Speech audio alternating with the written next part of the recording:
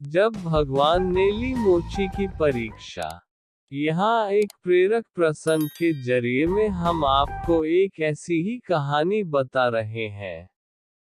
एक समय मोची का काम करने वाले व्यक्ति को रात में भगवान ने सपना दिया और कहा कि कल सुबह मैं तुझसे मिलने तेरी दुकान पर आऊंगा।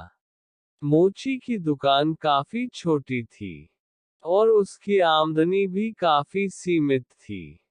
खाना खाने के बर्तन भी थोड़े से थे।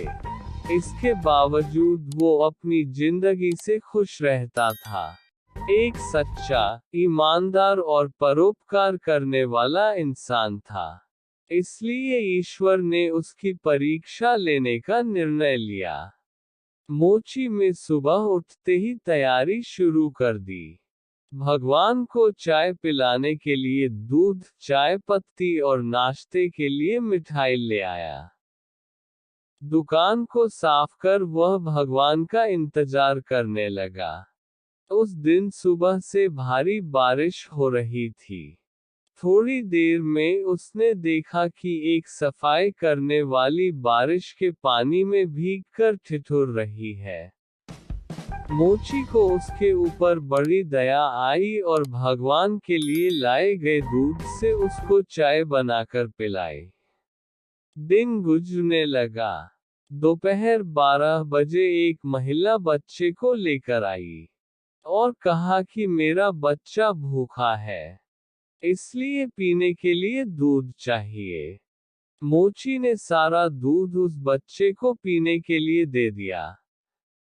इस तरह से शाम के 4 बज गए।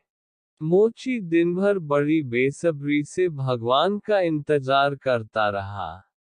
तभी एक बूढ़ा आदमी जो चलने से लाचार था, आया और कहा कि मैं भूखा हूँ और अगर कुछ खाने को मिल जाए तो बड़ी मेहरबानी होगी।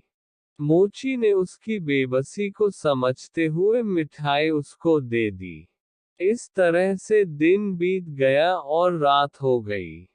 रात होते ही मोची के सब्र का बांध टूट गया और वह भगवान को उलाहना देते हुए बोला कि वाह रे भगवान, सुबह से रात कर दी।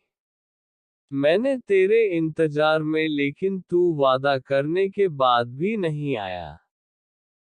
क्या मैं गरीब ही तुझे बेवकूफ बनाने के लिए मिला था?